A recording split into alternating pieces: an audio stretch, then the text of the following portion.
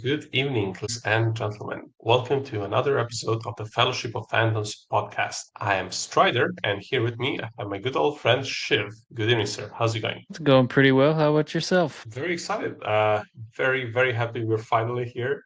I'm looking forward to discussing this one. It's the big episode. It's episode 4. So yeah, I'm just happy you finally got here, man. Like I was excited for you, and I know you liked it, and we're gonna talk about it now. And it's really cool. Um, just before we Yes. we tune in, yeah, give me your just like a first, like 1 or 2 sentence comment for this, and then we're gonna tune to some other things, and then we go back to the to episodes proper. Ooh. About episode 4, I would say cinematic and kept me wanting more. Yeah, you got that right. Okay, so we'll get back to that right Oh away. wait, Just and one more thing, uh, and we got more of Landfair, so it's always a good episode. we did get more of Land Fear, and it was a good episode. So just real quick, a shout out to our fellow 4 years, fellow fighters fighting for saving the Wheel of Time. I hope something happens. The petition has kind of slowed down. I'm not. I mean, at this point, I think it's hard that the show will get renewed. I think we heard that the contracts were expiring. I don't know. I heard it somewhere in the fandom because I'm on a couple of Discord servers that contracts were expiring for the cast and crew at the end of July, and the fact that nothing happened by then means that now it will be much harder to get everybody back if something happens. But who knows? Things have happened. Expanse has been saved. Some other TV shows have been saved. So let's hope. As for me, this is my first recording in a new place, so you can see a carpet rolled up wall behind me. Yeah, it's a big one, so hopefully the quality of the recording is all right. And yeah, I think it is a lot of fun talking about Wheel of Time, and hopefully something gets fixed, and they save this amazing show. And why it's an amazing show is, well, we are about to get into that. In the previous episodes, we have been covering every 2 episodes that we cover in our episode of the podcast. We have been covering by talking about the Groot, the Bat, and the Ugluk, which is the good, the great, and the misunderstood. However, we will kind of not do this completely today. So we will just do this quickly for episode 3 so we can dive into episode 4 because that's where the big stuff is really happening. So with that said, Shiv, what is your Groot? Give me some good things about episode 3. Yeah, so I would say one of the Groots I've had for this episode was Nynaeve and Elaine getting tasked with weeding out the Black Aja. Um, I really like this is kind of smart writing, and I'm sure hopefully it originated from the text, um, the books, because it makes total sense that they would be the only two, or based on all the characters we were introduced to, it makes the most sense that they would be the two to find them out, based on their circumstances. They were both kidnapped by the Red Aja and basically like tortured and etc. etc. So, eh, if the show wants to do another twist, and something I wouldn't be able to catch is if one of them ends up turning and being, a dark friend. But based on what we've seen so far, that doesn't seem possible. So, yeah. Um, Overall, I thought this was a plot point that made total sense, and it was kind of cool to see them in like a bit of a uh, I guess like a powerful position, because they were interrogating and almost like waterboarding two of their captors, dark friends. So yeah, I really liked it. Yeah, I think it's really cool because to just see these characters in this season like stepping up, like having agency and going about doing things, and it is really cool. And I think yeah, it is a pretty good setup. It makes sense that the three of them, that the two of them will be tasked to do this. So yeah, I thought that was pretty cool. Um, yeah, I don't have much to add there. I'll go to one of my roots. So the good stuff. The episode begins actually with the Forsaken coming together and somewhere in some underneath some castle or something, who knows? And we see Lanfair meeting with Samael, so this dude, and Ravin, this guy who is presenting as Lord Gabriel, and he has this powerful magic where everybody thinks he has been there for years, even though actually he just showed up like in the last couple of months. It's a pretty neat ability. Like that's like that's insane magic if you think about it. Like, hey, hi, I'm your new king. I've been here for the last 10 years. It's all good. It's all fine. Why do you not like it? It just automatically works on you. And it's anyway, that's a little segue, but I really enjoyed the scene because they're underneath whatever, and you can see like the Lanfair is offering an alliance. She's warning them of Mogideon, who is absent.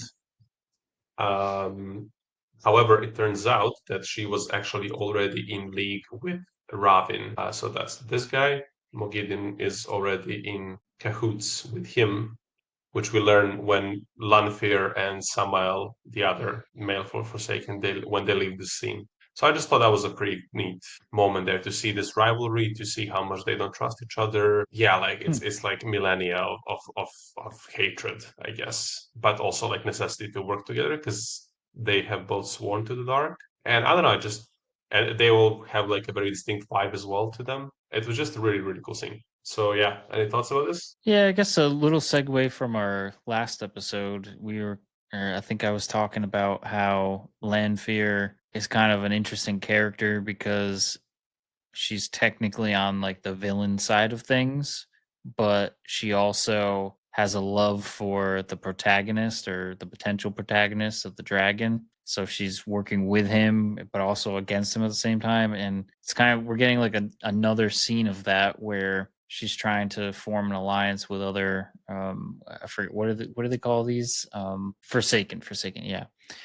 And she's trying to form an alliance with the Forsaken, and then we find out that the even worse Forsaken is already in cahoots with them. So yeah, it's just adding to her character and the complications of her character, which is really cool to see. Team Lanfear. Yeah, yeah, for sure. Team Laughter. Yeah, okay, so that's my Groot. That's like the really cool big thing. I mean, that's not the coolest thing in this episode for me, but I have a cooler one. But yeah, that's one of the really good things. Okay, give me your next Groot. So actually, that's all I had for Groots. I have a couple of bats Okay, though. So then let's move to the bets. What's the awesome of episode 3? all right, I'll try to do this in order because I think one of these actually happens later. So I'll kind of go with I think you pronounce her name Aleda. We Elida, spoke yeah. ab- Elida. We spoke about her a little bit last season or last season, last episode. Oh no, you're losing me. Um, last episode, and like we're giving her flowers for work on the Expanse, and loved her in it. And I feel like this was a perfect episode to kind of show how she acts in the Expanse, because in the Expanse she's a UN representative, a high up, and she does a lot of politicking and backdoor deals and stuff like that, and we're starting to see that in this episode where she's trying to like work with the Red Aja, and I think she provides gifts, and one of them takes and one of them denies it, and it's kind of interesting. It's just the way she's acting in this, and the characters reminding me a lot of what she does in The Expanse. Only, like we said in the last episode, in The Expanse, she's more of a one of the good characters, working for the greater good, and Mm. in this series, I feel like I don't trust the Red Aja, so can't trust her as a character right now. um, Yeah. yeah, yeah. So I mean, yeah, she is very interesting. I mean, this actress is the level of charisma and authority that she has. I mean, that voice, it's like Christopher Lee level voice. Like, what the hell? Like, it's so cool. It's just one of the coolest voices I've ever heard. Like it's crazy. So the authority that she just by default, plus obviously then you add the acting and everything else she does, insane presence, like top tier presence. And it is really interesting to see the politics because also like she thinks she's doing the right thing, right? So it's just very interesting to see how there are these different kinds of like let's say political currents in the tower, you know. And I guess you have the two main ones, like or three maybe. Well, two, I guess. So one is let's like make an alliance with the dragon, and you have the other one where it's let's enslave the dragon and use him as a weapon. And I guess the third one is like let's just kill the dragon because maybe it's better just not to have to worry about him going mad and turning against us. So it's interesting to see like all of these little plots and schemes going on. Hmm. But yeah, Elida is top tier presence. Like really, really cool character. You got anything to add, or do you want to skip to your next bet? Yeah, I think I'll move on because I talked a lot about her last episode, but I'm gonna say it again if you guys haven't. If you like sci-fi/fantasy, definitely check out The Expanse and let us know if you would like us to cover that in the future. It'd be probably a lot for Strider to catch up on, but we'll figure it out. Just 6 seasons, so no problem. No big deal. Um, yeah, and I think you can kind of see it on my camera in the background, but I have all the books behind me, and I'm slowly going through those right now for the first time. But yeah, so my next bat, I think if I'm going in order, it would actually be Matt fighting the princes. Um, I Let's think. wait with this one Oh, for like the oh, last. last one. Okay, perfect. Yeah, So my other bat then was I'm calling it Red Wedding number two. And the reason for that is we kind of got a similar scene on the first episode of season three. And this yeah, one first was an second, I'm actual not sure. wedding, so it's like this is the Yeah, real red wedding now this is of real definitely a time. red wedding. Yeah, and it was kind of what's kind of interesting is it's like it was unexpected because we already got a scene like this in season one or season three, I mean. So I'm like, I don't expect anything like this to happen. And yep, once again, the show surprised me and pretty much annihilates all the wedding guests. So yeah, this show has been doing a great job of surprising me, which I feel like is hard. Like nowadays, a lot of plots and it's kind of easy to pick up on things, but for whatever reason, this show is just overwhelming me or something, and I miss it all. So kudos to the writing and to the scene blocking and editing, because yeah, another great scene. What did you think about this? Yeah, I mean, I thought that was interesting. I really appreciate the depth of Leanne's character. She's obviously a villain, she's an antagonist and so on. But it's really cool to see that there's depth to her and like, and especially because I now know what we'll also learn in the next episode or two, or in the next couple of episodes, I don't know. There's like a little bit more to her backstory, but I think by the end of the season, we kind of like learn what there is to know about her. As I mean, to be fair, also I haven't read the books. Not both of us haven't read the books, so maybe there's even more. But you kind of, I think, get all the motivation behind everything she does by the end of the season, and it's very interesting. And yeah, this scene uh, caught me like I also didn't expect it. And they had that odd moment where this young girl was being married, right? Married off to this old dude. Liana was obviously against that for a good reason. It seems like a very exploitative kind of society that they have there, extremely patriarchal.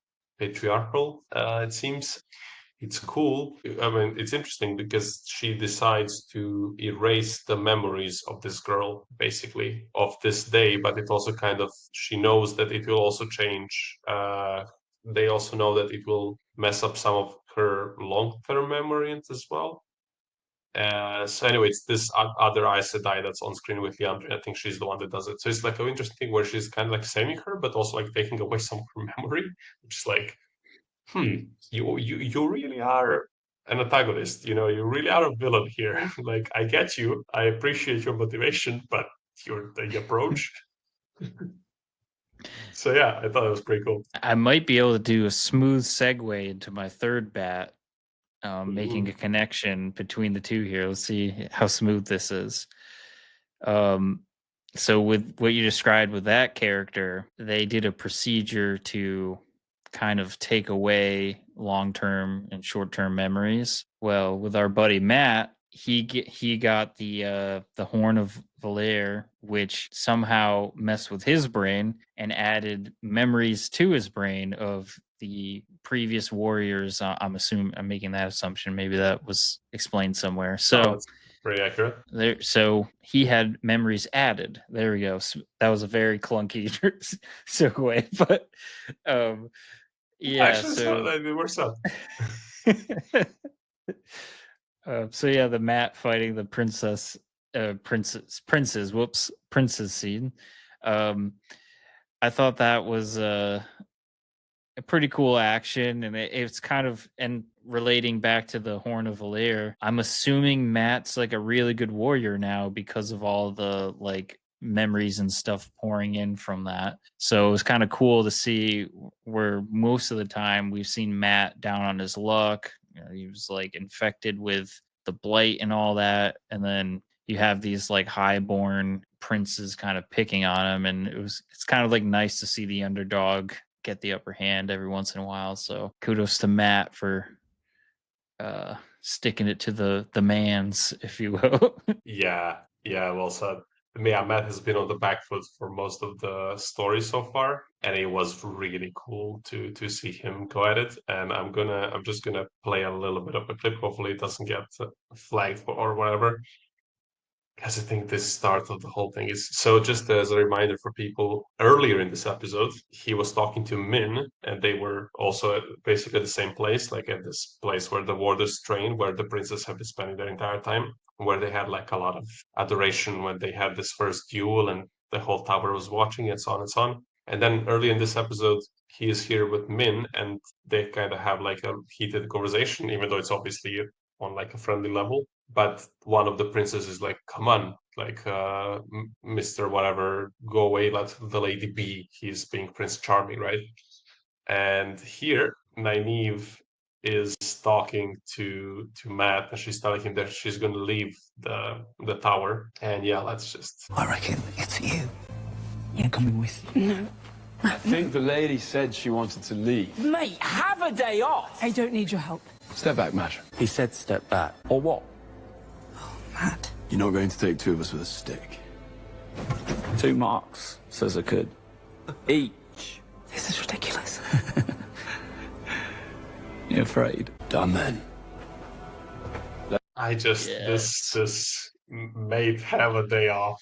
I have laughed so much on this that we're like, hey, day off. It's just a beautiful scene. I love Matt so much. I think this moment makes him my favorite character, even though Perry has a lot of cool stuff going on a bit later. But oh my god. And yeah, this scene is just awesome to just see Matt in his element, like doing stuff and being like happy, almost enjoying himself, like getting like like getting like a W, you know, getting a win. It's just I just get like slight goosebumps because Matt's just, as you said, like he's been really struggling like all this time, and like his background is not the nice one, and so on, like, you know, like a stressful family down there, like, and so on and so on. Like it's just really really nice. So yeah, what did you I don't know, give me more thoughts about this because it's just a terrific scene. I think we definitely need to make a meme out of the mate have a day off. we need to do that. I'm surprised it doesn't exist already. Yeah, the fandom can use that against all the haters out there, like wanting the show to be canceled. Just be like, mate have a day off. But yeah, I guess if I guess I'm known for making all these connections to other fandoms. This is, I think you would agree with this. This scene was pretty reminiscent to the Rings of Power scene where Galadriel kind of testing some of the Numenorians. It had a similar vibe to it. This one was a little bit more. Actually, no, I don't know if that's fair. I think the action in this was definitely better because this is like Yeah, there's more stakes involved. It was shot differently, but There was some beautiful shots in the Rings of Power one as well. Like there's some slow-mo Galadriel spinning and stuff, which was cool. But yeah, the scene overall though, I really liked it. It was probably my favorite scene of this episode. Yeah, I think for me as well. However, the interesting thing is if you look here, this art, credit to whoever is the artist. I don't know if I was supposed to say this. I've been struggling to find good photos, so hopefully it's fine that I'm using this. There's an insanely low amount of good quality pictures for the Wheel of Time on the TV show, and it's infuriating. But if you look at here, actually in the background, you can see the people watching. So this in the books actually happened in front of everybody. Like this wasn't a private scene. So he kicks their ass in front of everybody. So why they changed it, I don't know. Like maybe it fits better with the flow of the story or whatever. But I feel like I would maybe enjoy it even more if Matt got his moment to shine, especially now knowing that we might not see this version of Matt ever again because Amazon has, Oh, I don't know, hamsters in their CEO chairs. Not very business savvy people for dropping the show. So I don't know, like we'll never get this scene. So I now feel like that Matt, I wish even more so that Matt could have gotten a chance to shine in front of like a lot of people just to get like this short moment of praise. I mean, Jeff Bezos just had a $55 million wedding. I think he should prioritize some of his funds towards renewing Wheel of Time. Thank you, Jeff Bezos. Thanks in advance. Yeah, cheers, mate. Yeah, Yeah, I wonder how I how mean, much does it cost to make a Wheel of Time season? Wheel of Time 50 million would season. probably be a solid percent, like at least a third or something like that. Probably at least Wow. like a fourth of the budget or something. Using like I'm using Google summarization here. It's saying 100 million per season. Yeah, Wow. like ridiculous. For the first two seasons, Amazon spent a total of 260 million. All right, so Jeff Bezos' wedding costs roughly half a season. So that yeah, we need two more Jeff Bezos weddings worth of money poured toward the Wheel of Time. And it sounds like they don't have it. But yeah, anyway, shout out to Matt, and maybe we can just do like I'll just do like a quick little recap. We have the gang with Rand traveling to the Aeol Waste, led by Avienda, and Moraine is having a very fancy hat here. That's become a meme in the fandom. Just enjoying herself this little trip. And on the other side of of things, we have Perrin in the rivers, and he kind of is asserting authority, even though not like in an intentional way, but it's just kind of seeming it seems to be falling to him naturally. And they're trying to figure out what to do because Trollocs are around, but White Cloaks are there as well. So it's like, what do we do? How do we balance this out? Because if the White Cloaks leave, we don't have a chance to defend against Trollocs, but also White Cloaks might cause more issues. And obviously, they're looking for Perrin, which is why they kidnapped Matt's sisters and mother. So yeah, there's that, and we meet Fail and this one other guy, Lord something something. They have went to on the hunt for the Horn of Valir as well, and yeah, and Perrin kind of has like some sparring with Fail, and she has like a little bit of a spice to her.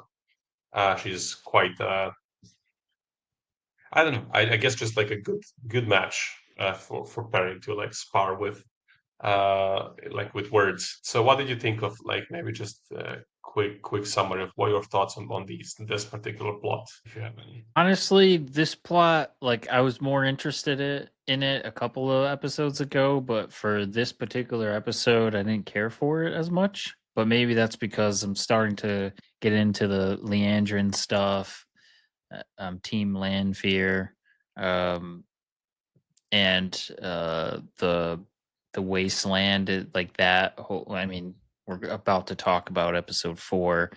I was getting more anticipation towards that, so yeah, I guess I'll have to see what they do with Perrin in the next couple of episodes.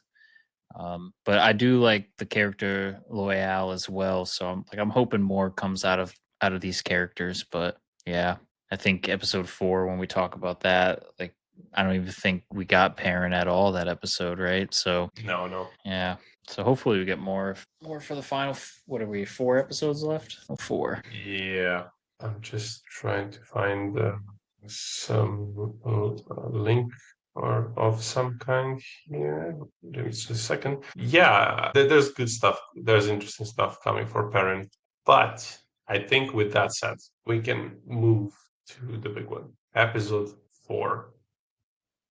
And basically, in episode 4, so end of episode 3, start of episode 4, they're going to go to Rhuidean, this very interesting city, of which I have definitely prepared a photography. Okay. The odd thing is, it is actually the background of our whole podcast. There we go. I just didn't know how to actually put it, so we have it now double. Yeah, I don't know. Whatever. So you can see it here. This is Rhuidean. This is this legendary city full of mist. And this is the place where the Aiel have to go. The leaders, those who want to be the tribe leaders, the men, they have to go, and the women who want to become the wise ones, who are kind of like the spiritual leaders of the Aiel, and the men are like the earthly leaders. So they all both have to go, and there are two different things that each of them has to go through. The men have to go through like through these odd columns of crystal, I guess, while women have to go through these rings, which is very interesting. So yeah, what do you think of this setup? Like, did you find it like kind of clear? Like, what's the purpose? Why are we here? What are we doing here? Yeah, yeah, and I have a. If you can go back to the other image real quick, I have a couple of. I'm hoping high level thoughts. I'm trying not to. The What was the previous, other image? the background, basically. What we. Yeah. Okay. So couple of things here, and I was doing some googling while you were speaking too. But well, firstly, this city kind of reminds me of Dunharrow in Lord of the Rings. Like Okay. it's kind of like a test, and you go through the test, and in that case you got an army that supported you, and in this case it's kind of Rand discovering himself and making sure he's the one. So similarities there. And then I'm sure, I don't know if we ever commented about this before, but I feel like we should have, about the similarities between this and Dune. I started to get suspicious in this episode, and I was like, oh, I wonder if the author took inspiration. So I googled it, and he said that he was a fan. According to Google, he was a fan, but any similarities are morally or coincidental, stemming from both authors drawing inspiration from similar sources. So yeah, it's just interesting because the Aiel really are reminding me of the Fremen, and similarly to the costume departments. Like I don't remember the timeline of when the first Dune movie came out, and the first season or this even season. Well, season 3 came out recently actually, and we Yeah, started to it get came out after Dune 1 for sure. yeah. So I don't know if they took And any inspiration there. But like right here, this photo, like if we were to just yeah, look at the front, that looks like a character from Wheel of Time right now. Like it's yeah, almost yeah. hard to. Like yeah. I mean, the settings here, like these really cool, really tough, really capable legendary warriors that live in the desert, and there's like some kind of like a religious thing going on or something like this. Like yeah, of course, there's definitely a lot of similarity there. Like at least on the surface, you know. So Yeah. yeah, that makes sense. That totally makes sense. And then So oh yeah, man. yeah. Okay, what was your original question? I forgot because there's there's a lot of stuff to do here. Well, Oh, one I thing that think happens you're is Yeah. I think you were asking, was it like it clear of what Yeah. Rand was doing going through the glass and Yeah. then What's the going rings? on here? Yeah, I think conceptually it makes sense. Yeah, the only thing like there's magic in this world, so like you gotta extend disbelief and all that. But yeah, this is jumping ahead a tiny bit, but one of the characters was walking through the pillars right before Rand, and at one point he like starts clawing out his eyes, and it actually no, never mind, I take it back. It does, I guess it makes sense. Like if you're seeing crazy visions, so he must have been in the actual pillars at that time visioning something, and I guess that could cause you to like harm yourself. Okay, yeah, never mind. I'm thinking out loud. It makes sense. But yeah, um it's a cool concept, and I like how they like it adds a crazy amount of tension in between each of the visions too, because the second he gets out of a vision, which is usually traumatic, he's then like fighting basically like hurricane level winds trying to move forward, and it did a good job of just balancing the tension. Yeah. Yeah, I think they so this is one of the biggest moments in like in the lore of like this is so I watched a lot of people who are like proper lore experts on this on the Wheel of Time, and according to all of them, like this is the moment that when you reach this scene in the books. Sorry, talking a bit slower because I was trying to find some cool photos. This is the moment where the world really explodes, like it really expands. Like this is where the depth and breadth of the world really comes into like the first planet, the like in the close up, and you can see like what is the level of everything that uh Robert Jordan, the man who wrote the books, what he has envisioned. And I feel like for me, it really did feel like this. It was this big episode. I mean, this is the first episode I rewatched. I just rewatched like right away tomorrow, instantly. Like I watched it in the evening or something, and then tomorrow, the instant I was back from work and I could sit down and watch, I rewatched the episode because it's just really, really amazing. I feel like the story and like the effects and everything. I just feel like it really works Hmm. really well. And then to go into the um all of the stories, which we're gonna get to in a second. It was just amazing, and the fact that the actor Yosha Stradovsky, I hope I pronounced that correctly, the fact that he plays all of these people, that's Yeah, also like a huge plus for him. Like really, he absolutely nailed it. yeah. So The yeah, first ancestor he played, did not know it was him at all. The second ancestor he played was also kind of bearded up. So yeah, so that's the first one. Or wait, is that his that's the father, that's his yep. father. So that one could not tell that was him at all, the actor. The next one, so is it Maiden? Dean Mandane? I can't pronounce any of these characters. That one, I had like a hint where he said something and it sounded like the actor. I'm like, oh, could this be him? And then by the third character, definitely looks like him, Lewin. So I'm like, oh, so that got me to think and go back, like, oh my god, he played all these people. And I liked his voice for the fourth iteration. Is it John A? John O? I don't know. Yeah, John I. yeah. Uh, but yeah, uh, it, this actor, I'm surprised. I hope. I guess worst case scenario, if the Wheel of Time is fully canceled, I hope he has like a bright future because I feel like he could pull off a lot of different things. And um, I know one thing I think I said early on in our Was streams it? is he could play a mean Anakin, and we kind of got a glimpse of that in this episode because he had the signature rat tail. So I was like, oh, okay, like yeah, he could definitely play a Jedi, and I hope to see that one day. So I mean, with all the Yeah. expansion with Disney, I think we'll get it. They could and should do this up. I agree. I mean, he is terrific. I think So we'll go back to how Yep. how great of a job he did.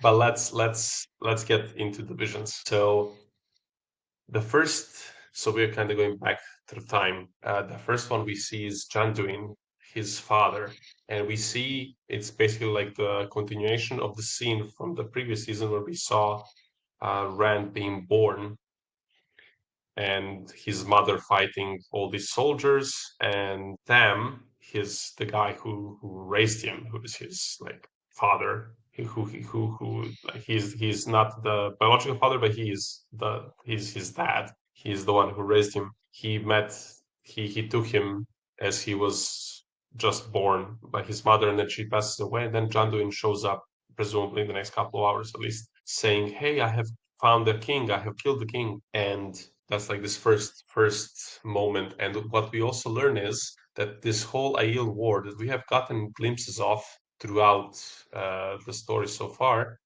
um, the reason it happened is because uh, uncle of Moiraine, who was the king of Cairhien, that city from the beginning of previous season, where we met Rand and Selene, where what's his name, Logain was. That king took this very important tree that we also will, you can see it in the background here of this shot. Um, he took this tree, cut it down, and made a throne out of it. And that we learn later throughout this episode why, but that really angered the Eel, and that's the whole reason why this war happened. And Janduin is the guy who slew the king, which apparently is the show's addition, but it still fits really nicely. So anyway, yeah, this is the first character we see. This is the first time. This is just like 2 decades in the past, basically. But then we go further back to Mundane, this tribal chieftain, and he is recalled with all the other chieftain to go to Rhuidean, and there we meet Fine, I just had a photo. Yeah, this lady, this Aes Sedai, who's I think Latra Sedai.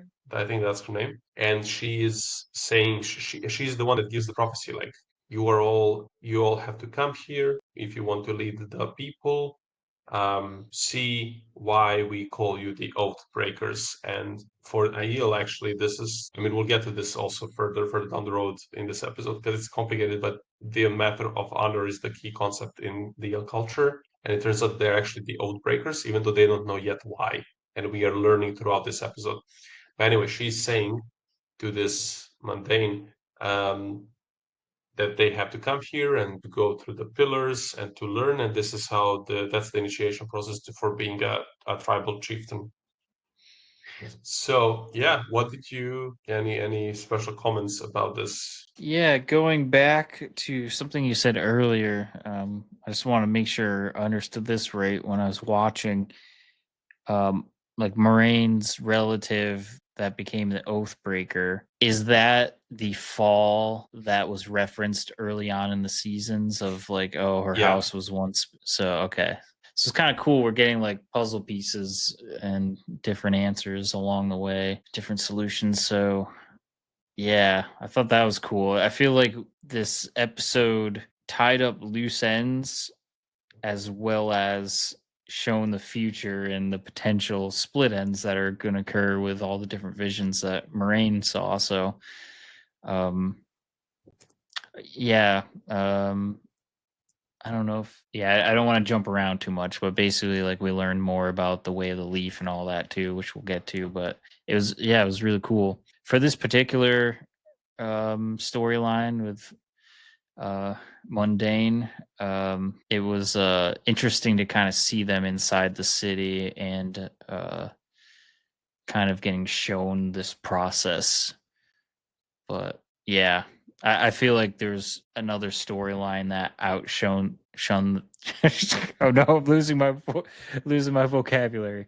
But the next, I think it's the next ancestor. I think that was the heartbreaking storyline. yeah, Lewin. And yeah, this Yeah. one just Well, oh actually, we No, you are right. Actually, I think you are right. This is the correct way. Yeah, Lun. So yeah, what happens is we see the idea of traveling. This is this one group, and they have this sapling of this tree, and it has this stone that we learn that's called Saharan later on, and it's been given to them, but we do not know this. We just know that they're traveling, and he has two friends, and it turns out that his sister and sister of his friend, they got stolen by bandits. But because they follow the way of belief, they have to basically give up on it. They have to leave them be. However, Win and his two friends, they decide that this is not the way, and they decide they will go and take them back. And in doing so, Charlin, also, quick note, I really liked Rand's voice here. He really changed his accent. It was very satisfying the way it sounded. He and his two friends go there. Charlie gets killed. They save the two sisters, but they kill in defense. And when they come back, they get shunned from in this very heartbreaking scene, as you said, where his mother is saying, "Who are you, stranger, that call me mother?" And then she says, "Cover your face, for your face looks like, for I had a son with this face, and looking at you hurts me deeply. So cover your face." And then we see the moment where Lewin and his friend decide, okay, we cannot use swords, we can only use spears. Well, that happens actually during that fight scene when they are in the camp of these bandits. But the point is, a spear can put food on the table. Swords are only for killing, so we can never use swords. We only use the spear. So it's like the way of the spear, as Avienda calls it. Like this is like why they only use spears and why she gives him so much grief because he's practicing with Lan sword fighting early in this episode. And yeah, and that's why they always put like I don't know how you call this thing, but they put this thing over their mouth whenever they're about to start the fight. And Avienda did this in previous episodes as well. So it's just this really cool moment where we are seeing how this culture is developing, but we are seeing it backwards. So Yeah. yeah, your thoughts on this story? Yeah, the scene with the mom and all that, heartbreaking.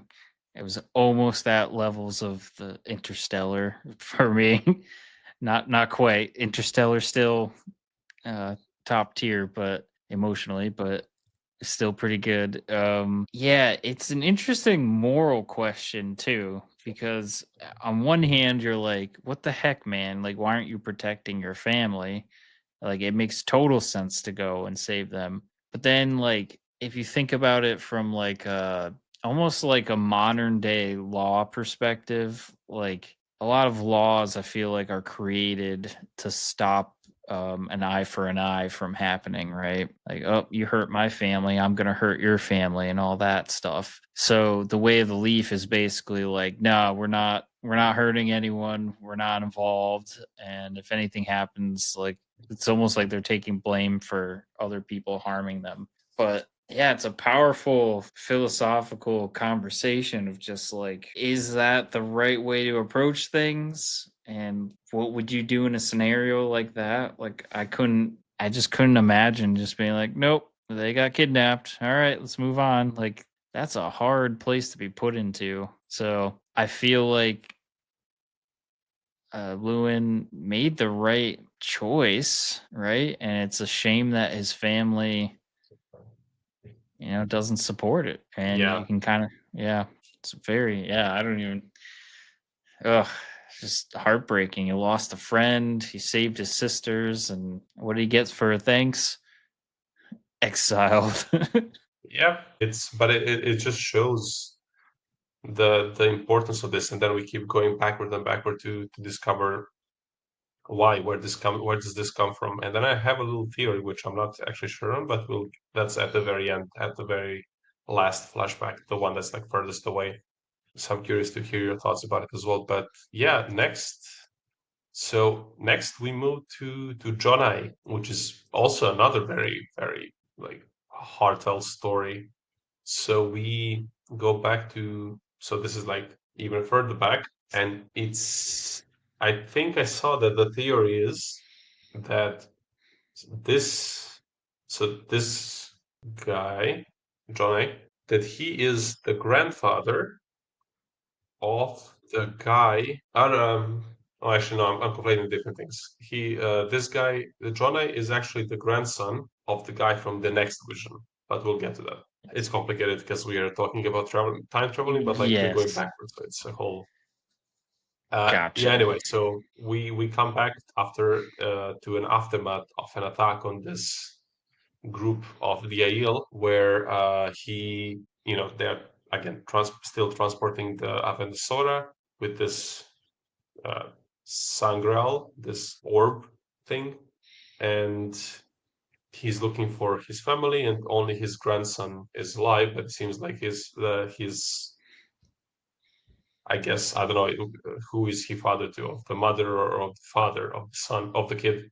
But anyway, the let's say son and wife are okay. Maybe made this complicated. He's looking for his grandson. The grandson's parents are dead, and Yep. what happens is that also the rest of the people leave, and this is the origin story of those people we have already met in previous seasons. If you remember, like those people that took in Perrin and Egwene season one, and we saw them like they were like these wanderers. They were also very peaceful. White cloaks attacked them. They couldn't defend themselves. And they talk about the way of the leaf. That's where we first learn of it. So here we see that these people leave the through Aiel path, but they still continued the tradition like like this peaceful, non-violent. So these guys, if you remember season one, Yep. so they continue with this non-violent policy, but they gave up on this pilgrimage that the Aiel were on to bring this plant to this faraway country across the world. So that's like the kind of the point of the story. And for me, that was maybe the most emotional scene, because this old man and his grandson are the only ones left. And then later on, they're about to get to the mountains, these huge mountains. You see them in the back of this whole scene. The two of them hit this old man and this kid. They have dragged the cart across the mountain, and they manage. We know that they managed to do this, and that was an insane, like really, really emotional and heartbreaking and really noble. I don't know, just like a wonderful scene. Yeah. Yeah. So 100% agree. then we move to Roderick. Let's see if I can. I have a Roderick photo. There's a lot of photos here because there's so many parts of this episode. So we have Roderick. This is not the highest quality photo, sadly. When we go even further back, we see that he is giving a promise to the young Latra Sedai. So this lady here, when she was young, they are giving her, and they're speaking in old tongue at that time. It's so far in the past now. She gave them the tree and the orb for safekeeping, and she made them swear an oath, and they swear an oath for like themselves and their like how do you say, like their offspring forever, that they will follow this oath. And this is why that's why we learned that, because so many of the eel have gave up on this and the true eel kind of like die out. There's no more true eel. So by the time we come to this guy, let me show you this guy. When they go in to like that first summit in the Rhuidean, Alatra says that there are no more original true Aiel, because we have now the warriors who broke their oath because they now use violence, and you have those that are like the wanderers that broke away from Jonai. And since Jonai and his kids and his kid, I guess they managed to bring the tree to Rhuidean, the city's built. Like I guess they'll kind of stop existing. I don't know. It's complicated. I'm sure there's way more nuance to this. But anyway, we meet Rodri, who takes this, and then we see him and thousands of others living in carriages, while there's like the breaking of the world is happening, and they'll escape, taking the tree and taking that orb. So what did you think of this? It's Yeah, really it's a bit complicated to narrate all of this because there's just so many things happening. couple things. So like the aesthetic of the costumes in this epic or timeline kind of reminded me of Andor costuming. Another Star Wars reference. But what kind of confused me is like this is in the past, but technically the future, right? Like I think this timeline didn't they have like skyscrapers and stuff, but they're still driving carriages. So that I'm like, oh, did they not invent cars or like why were they picking horse-drawn carriages? And I'm sure the book probably explains that or something, but that was the only thing I thought was kind of jarring, I guess, unless I misinterpreted the buildings they were in and it actually was just like a castle or something and not like modern, but I feel like they were in Well, futuristic time. it's kind of one of those moments where it's like Atlantis, the myth of Atlantis that has been so insanely advanced, right? But it didn't have like internet and stuff. Like it didn't have electricity, but it was still kind of advanced in many ways. So this is like this period before the breaking of the world and so on, and all of these cataclysms. It was very advanced. The magic was widespread. Men and women could use it. So there was a lot of like, I guess, magical technology in a sense. But like they didn't have like Gotcha. cars and stuff. Gotcha, that makes total sense now. Yeah, because in the final iteration, the breaking occurs. So okay, and the magic comes out. Okay, yes. That makes way more sense. Okay. Yeah, so I thought this was just kind of like it's kind of cool that we got to see the depiction of the it was Saccharin being Yeah. being like given to Rand's distant relative and start the journey, and then just to see the pain and suffering that went through of getting this thing from point A to point B. It's crazy. Mm. It is some tragic storylines, and then I can throw in another reference because we're getting towards the end of this part of the story. But this episode reminded me a lot of the movie Cloud Atlas. Um, I saw it when it first came out, so I don't know if I recommend the movie or not. But if you're into stories that span multiple centuries, same actors playing different roles. I think it had Tom Hanks in it and some other great actors and actresses. Um, yeah, similar vibe, 100% similar vibe to this episode. And yeah, I think it did. I think it had like panned reviews. Like some people loved it, some people hated it, but Yeah, I yeah. think I heard mixed reviews as well, but I think it's just also a complicated stories. It's probably not everybody's cup of tea by default. It's not like a rom-com or an action movie. It's like, okay, a lot of people could like this. Yeah. Yes. Yeah. I think after this episode now, I want to go back to Cloud Atlas and give it a second watch because I feel like I probably appreciate it more and hopefully can follow it more. Yeah. Let's see. Maybe we can do a rewatch or something together. Okay. So, and after this, we go even further. This is the furthest we go. We meet screen. We meet Charn, and again, this is old speech. He is on this fortress, flying fortress or city or whatever it is in the sky, and he's talking to actually none other than our dear lovely I think her name is Mireen or something like that at this point in time. And yeah, like what do you think of this? Like, so they're speaking, and she tells him, "Hey, tomorrow nothing will be the same. You should go be with your family while you still can."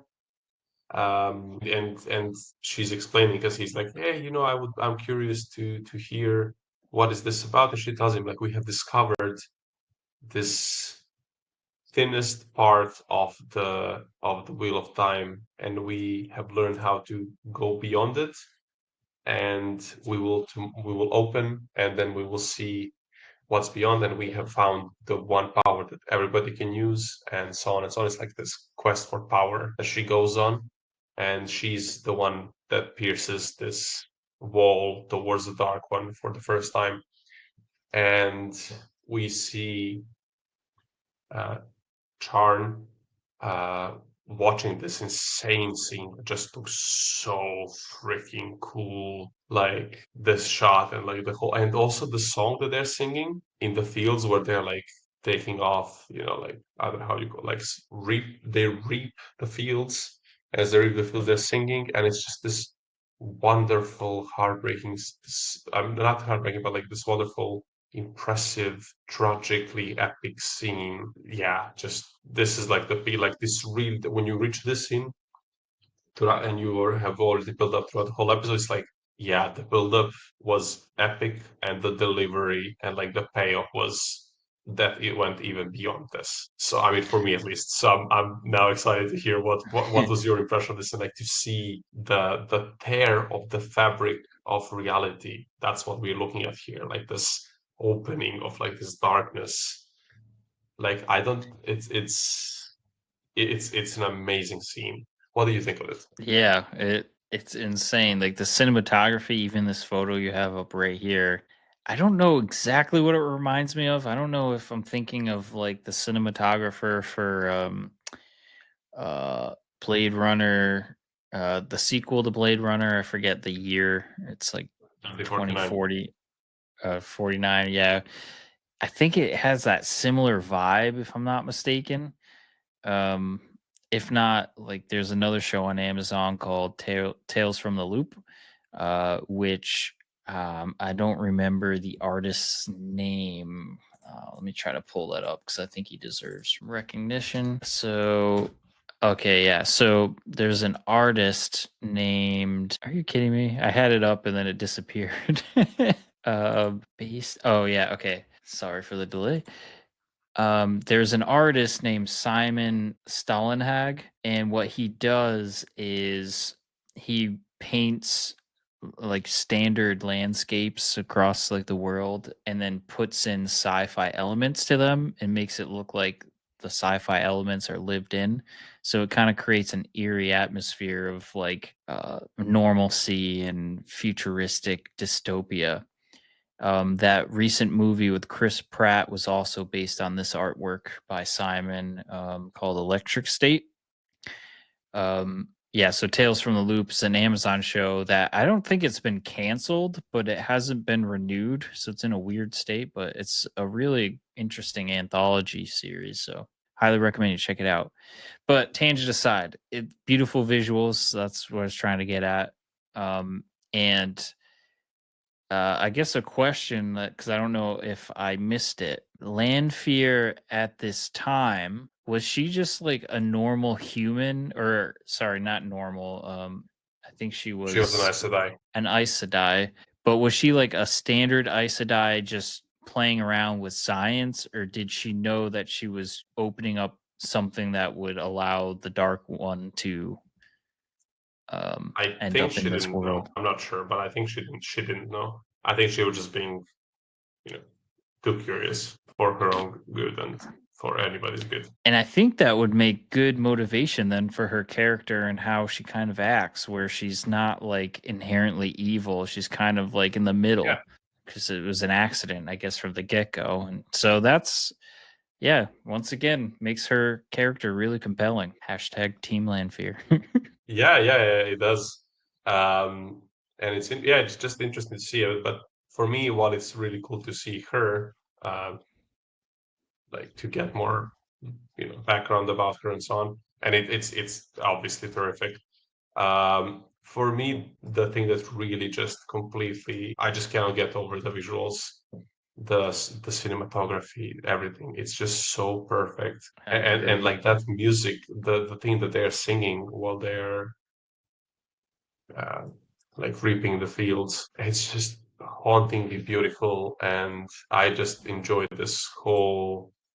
I just wish it lasted longer. Like every second on screen is just wow. Um, so yeah, absolutely amazing. So yeah, do you have any like overall comments on this like thread that like this whole story? I'll put it like this. keep it easier. Yeah, I thought it was well crafted. It was interesting throughout. It's like at the beginning, we kind of got some loose ends and some extensions to, I guess you could say, Rand's immediate family, for lack of a better word. And then after that, we moved on to just like the different motivations of his family line and the opening up the larger history of this world. It was awesome, really awesome. And what I'm trying to do now is I'm stalling. I'm trying to find the cinematographer for this episode specifically to see what other work he's done because it was breathtaking and I'm struggling. Season 3, episode 4. The cinematographer was, drum roll, get in there. David Luther was the director of photography, and he's done some he did an episode of Black Mirror. I'm gonna have to check that one out, see if it's one of my favorites from that series. Oh, he did Silo. Okay. Oh, okay. Yeah, he's been a director of photography for a while, but yeah, it Yeah, clearly I mean, obviously, speaks. there's a lot of talent that's gone into all of this. But I think now maybe we can move on to the other side of things. Warning for the next photo.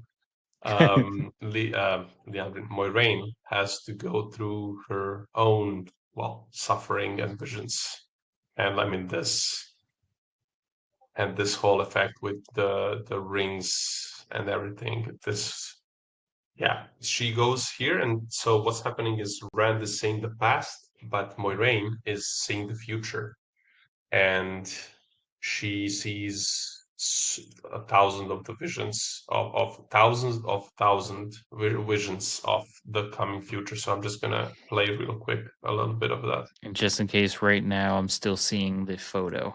Really interesting. There's a lot of So cool. so yeah, and she sees many futures where she is just brutally murdered, and in many of them, Lanfear murders her. In some of them, she kills Rand. In some others, she's killed by Rand. In some others, something else happens. In some of them, they actually get together. Even all these potential futures, and it just exhausts. It's completely exhausting. And then, well, we'll see the epilogue of this too, because I think we've been talking already quite a bit. We can kind of sum up basically that she sees many futures, and in almost all of them, she is murdered. However, um, she did also find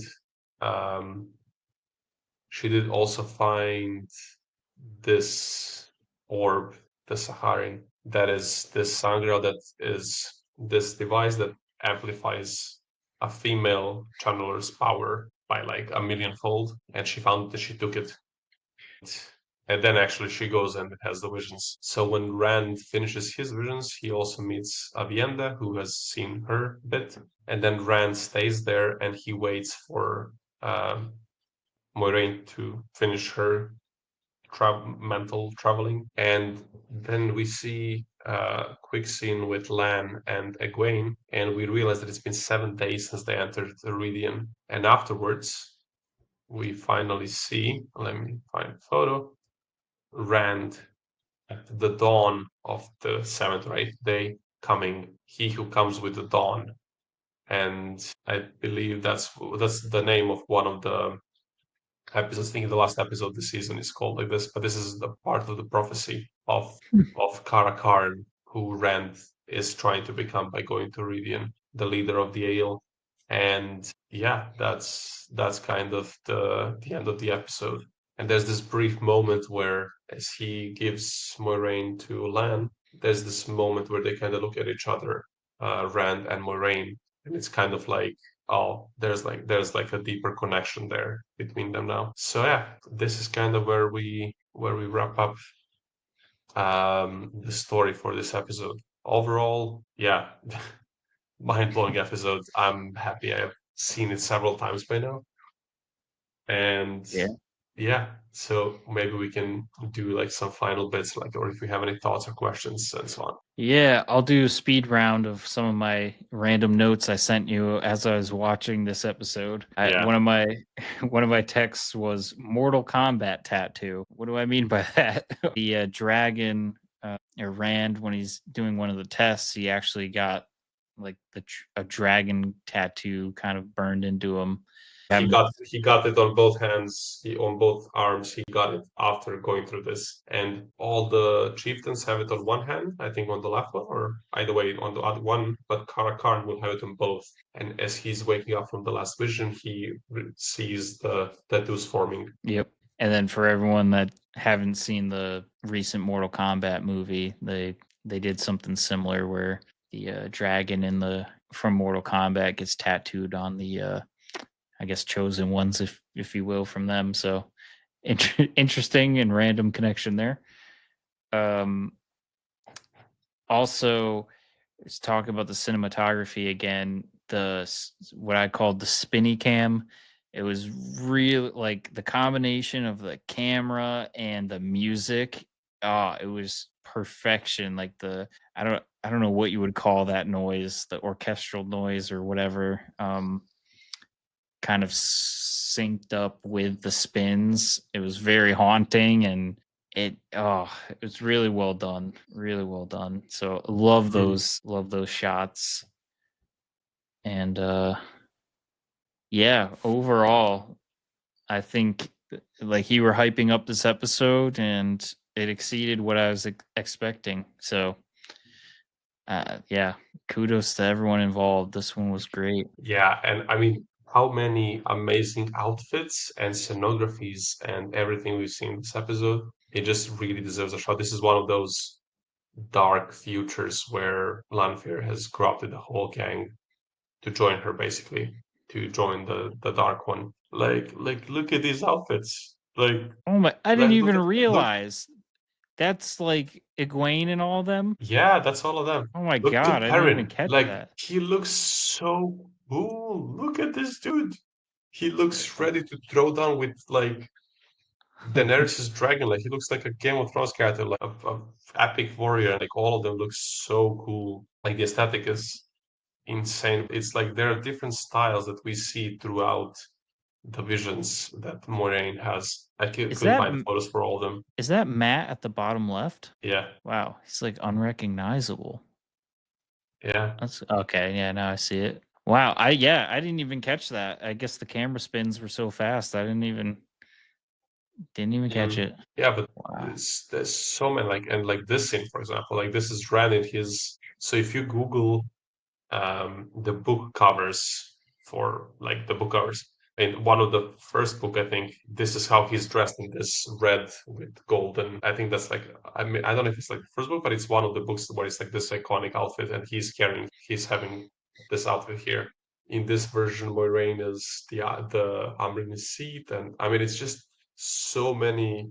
Like it was an amazing scene to see even in one of the shots, even she's kind of getting it on with Lanfear, and then Lanfear's not strangling her, and it's like this tragic thread of Moiraine either having to do a terrible thing or a terrible thing is being done to her, and it's just this just looks like a very appropriate face, and I'm gonna again, the acting is just like 11 out of 10. Like everything is 11 out of 10 in this episode. Like, what is not good in this episode? The only thing that's bad about this episode is not longer, and we don't have more and longer flashbacks, like or flash forwards, because we see so many glimpses of these alternate futures, and again, like the costumes and everything.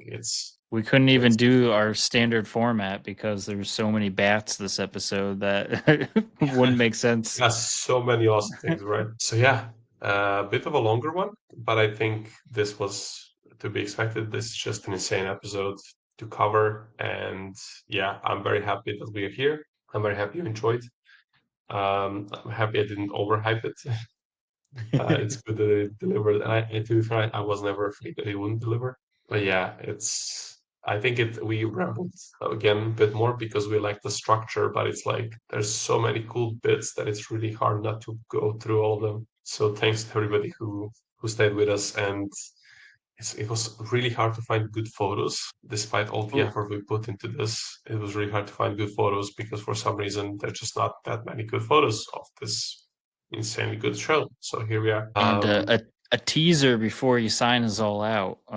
Is there any episodes in the next 4 episodes coming up that at least get near this level of quality or interest, or would you say that this is the peak of the season and no other episodes come close? I would say that I don't think there's an episode that's better than this. For me, this is the greatest hour of fantasy TV since like The Lord of the Rings. Wow.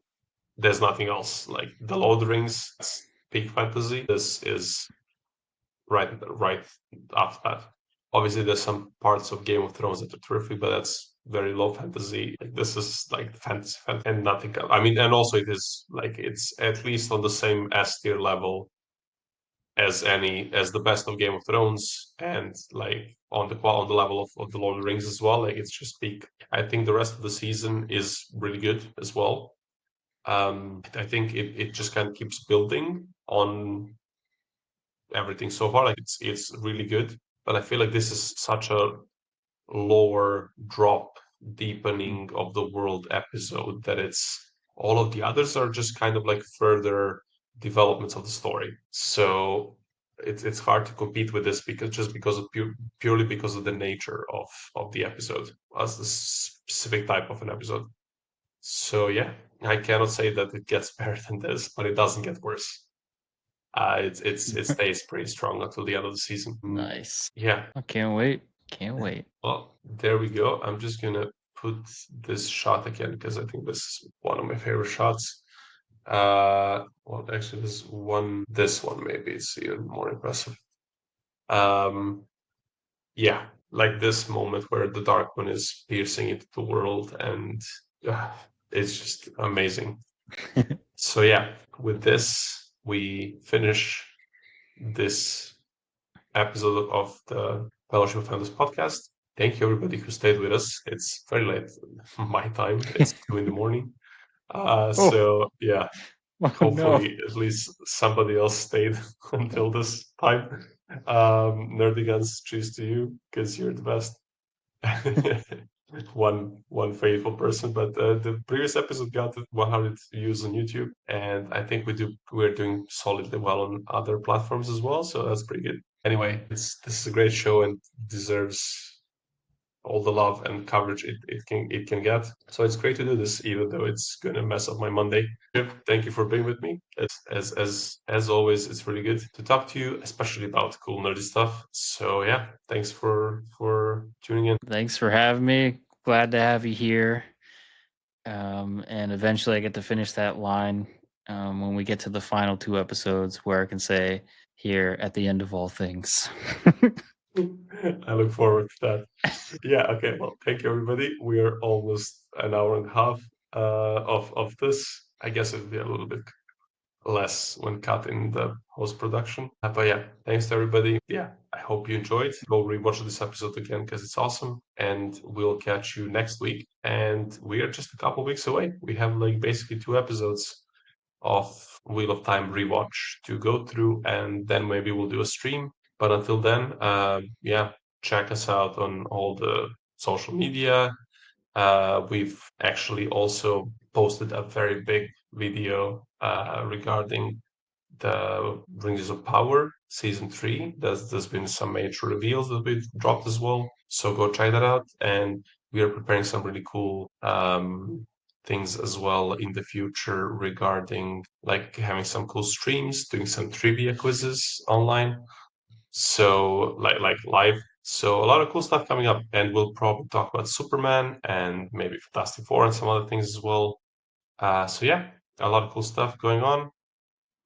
Yeah, and that with this, I'm just gonna stop rambling and wish you all good night, good morning, or wherever you are. Thanks for tuning in, and talk to you soon. Bye bye. Bye.